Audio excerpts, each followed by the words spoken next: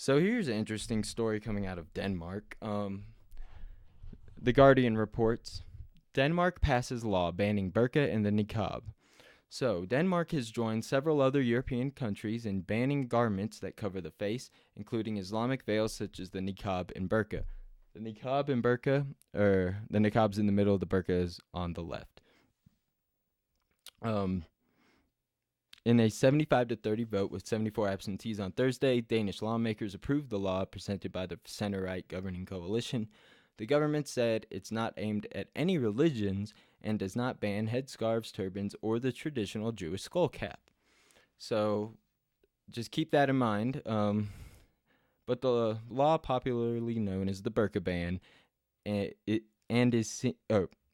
but the law is popularly known as the Burka ban and is seen as being directed at the dress worn by some Muslim women. Few Muslim women in Denmark wear full face veils.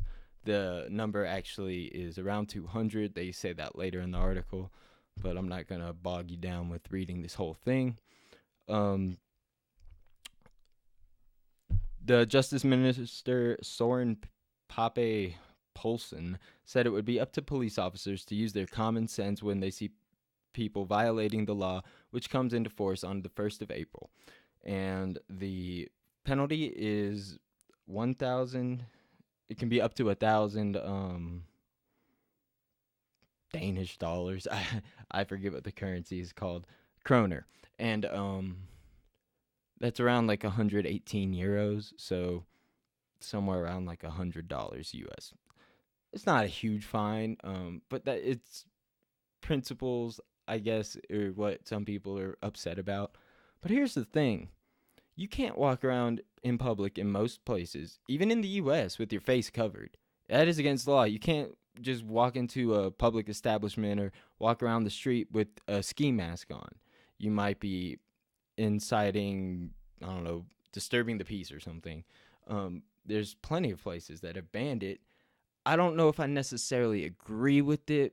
I'm kind of on the fence, but I actually lean more towards don't cover your face in public, because when you're in public, you lose the reasonable expectation of privacy. That's what public is. That's pretty much what it means. And when you boil it down, these women are not showing their faces except for the one on the far right. And that's fine. I have no problem with the hijab. I actually think it looks kind of cute on some girls. I don't know why, but it does. When I was in Texas, actually, there's a lot of Muslims there, a lot of diversity around the DFW area, and you get to see a lot of different things, but I never saw a niqab or a burqa. And the burqa, of course, is just, it's a trash bag thrown on top of another human being. And the niqab is the same thing with the eye holes cut out. This is not something women would choose to do if they weren't born into and brainwashed by radical Islamic fundamentalist ideology. Because you see Muslims all over the world where they're not fully veiled. Even in Saudi Arabia, one of the most repressive regimes, you can wear a hijab. You don't have to completely cover your face. But ISIS would go into places like Syria, Lebanon, and make all the women completely cover their faces under, like, threat of cutting off their fucking arm or leg or nose or who knows what kind of evil shit they do. It's disgusting. And it's disgusting to make your women so oppressed that they're not allowed to show their faces in public. Because given the choice, I doubt any woman in America would choose to wear either one of those. And Muslim women, I'm sure that some do.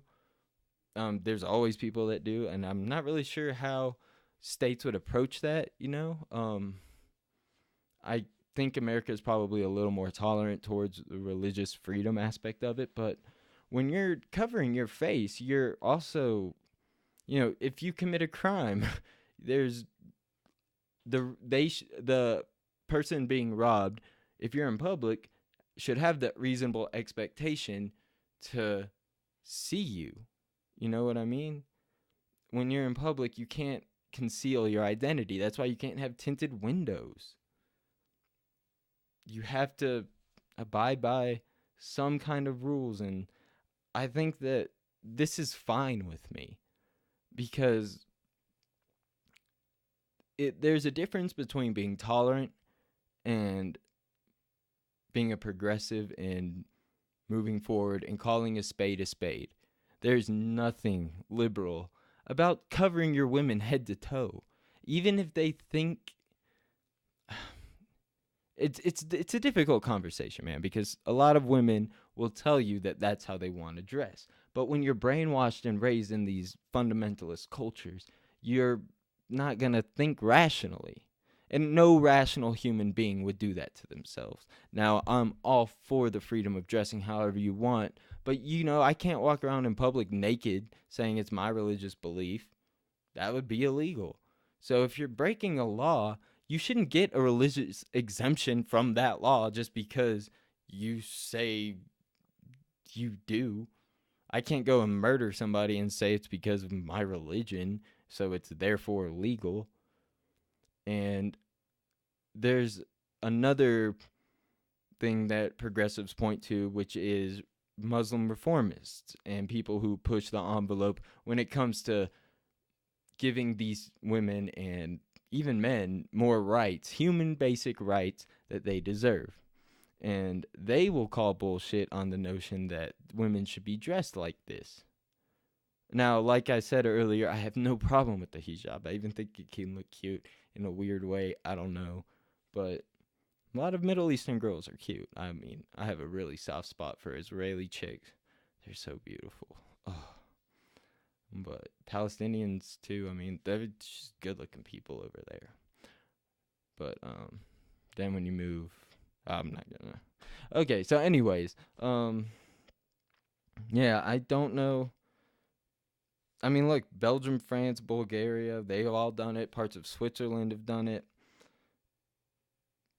And like I said, it exists in America. There's laws that you can't cover your face with, even some places that have hoodie bans, believe it or not.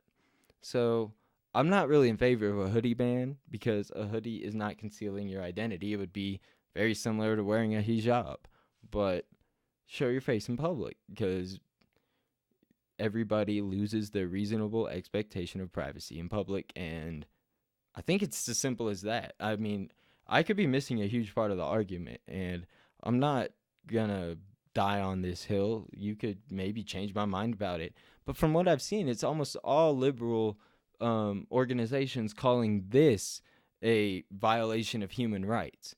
No, motherfuckers, that and that are violations of human rights. And if you disagree, you're wrong. So if you like what I do on this show, even if you disagree with what I do on this show, but you like debating in the comment section below, like it, subscribe to my YouTube channel, or like my Facebook page. Yeah, and I'll just see you guys later. Peace out.